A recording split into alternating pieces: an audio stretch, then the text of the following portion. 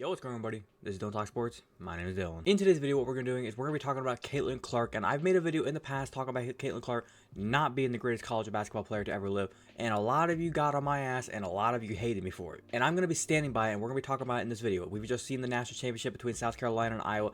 Iowa came up short. They had a chance there going in the second half throughout the third quarter and fourth quarter, but then South Carolina eventually kind of started to pull away.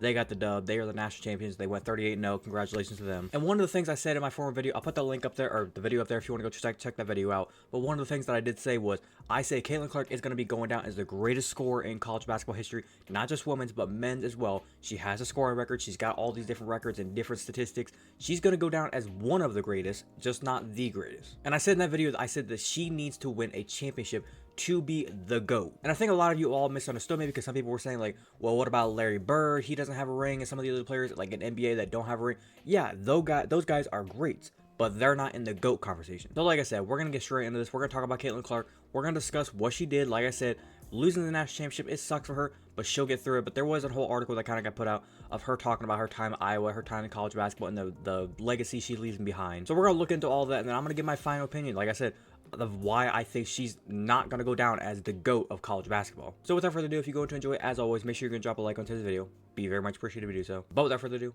let's get into it.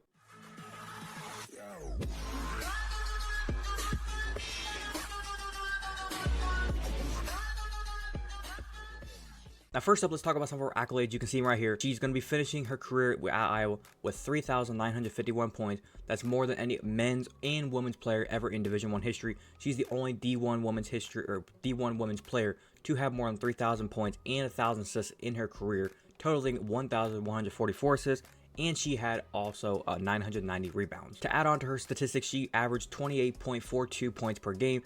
She actually had 548 three-pointers made, which are both D1 career records. And just following the 2023-2024 season, she has a single season record now for three-pointers at 201 and 1,234 points in a single season, which is also D1 records. Now, she goes on to acknowledge a lot of different things, that she says, I've left everything back there, I have no regrets. And I like that she says that, because some players like this, they would try to make excuses for the national championship game, but she's acknowledging, she's a grown person. She's basically saying the right things that a great player would say. But kind of looking at what Iowa did and what Caitlin Clark did in their run, they went to back-to-back Final Four, back-to-back national championship games, which again is great, and a lot of people are going to acknowledge it. But one thing I want to point out for you all is there were some analysts that were saying this. I said it back then. I was thinking to myself, why are you guys getting on my ass about it? Do you not see other analysts saying it? But now during the national championship run, and even after the national championship, people were saying leading up to the game that if she wants to be in the GOAT conversation, she needs to win a ring. And I don't see why it's so hard for you all to understand that. We look around different leagues. When you look at the NFL, we don't say Phillip Rivers is the GOAT or the all-time great. No, but we say he's a great player. He's gonna be probably in the Hall of Fame. When you look at the NBA, Allen Iverson, great player, legendary player, Hall of Famer. Never won a ring though. When you look at the MLB, Mike Trout, he's still playing right now, but he's gonna probably go down as a Hall of Famer, great player. He's gonna be somebody we're gonna look back on. But even if with no ring, we're going to look back on him as a great player, Hall of Famer, etc. When we think of greats in all these different sports, in football, it's Tom Brady. It's now going to be Patrick Mahomes and all these top, Peyton Manning, John Elway, Steve Young, all these guys. Those are the greats. When you look at basketball, in the men's league, even in the women's, you think of Sue Bird, you think of LeBron James, Michael Jordan, you think of Kareem Abdul-Jabbar, Bill Russell. These guys won rings. These guys were ultra successful. And I realize you can say, well, these are team sports.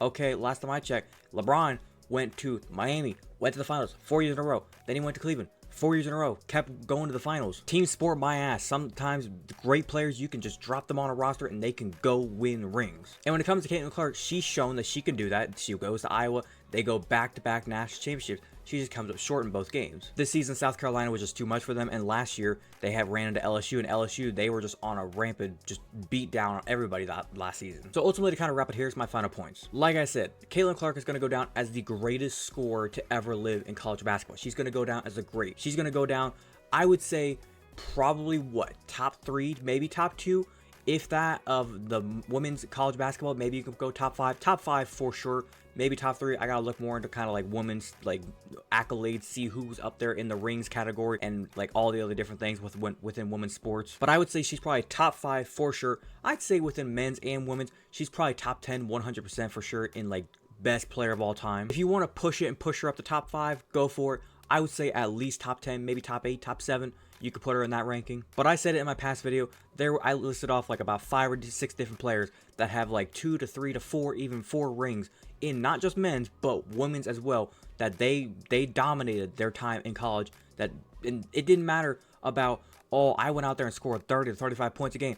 It was, I can score 15 to 20 points, but I can also get my 10 assists, and I can play in a way where the defense has to respect me, and I can get my other players involved, and I can help my team win. Whereas when you watch Caitlyn play, and y'all gonna probably think I'm stupid, I don't know what I'm talking about, but when I watch the game, the way it looks is the team of Iowa, they're coming down the court and they're trying to force it, give it to Caitlyn. Whereas when you watch another great player, the great player, when they want the ball, they'll call for it.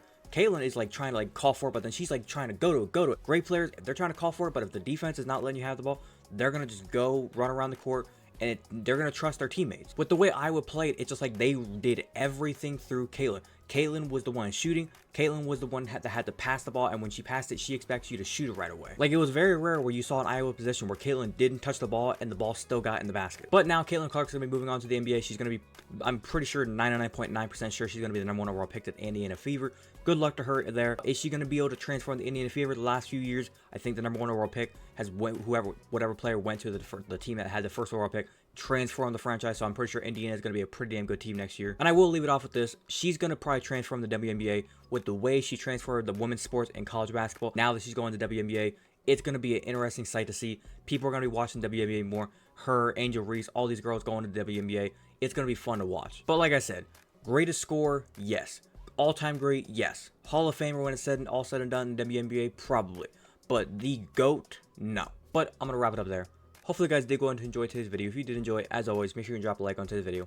Be very much appreciative if you do so. If you wanted to watch the entirety of today's video, thank you very much. And like I said, if you have a different opinion, do you think she is the GOAT, not the GOAT, the greatest scorer, not the greatest scorer, whatever you may be, leave your complete opinion of Caitlyn Clark down in the comment section down below. Be more than welcome to talk about with you guys. If you're a fan of the content that I do post here and you want to go and hit that big red subscribe button, feel free to do so. And do not forget to hit that little notification bell. Be notified second I post. But without further ado, this has been Dylan Talk Sports. Have a great day. Peace.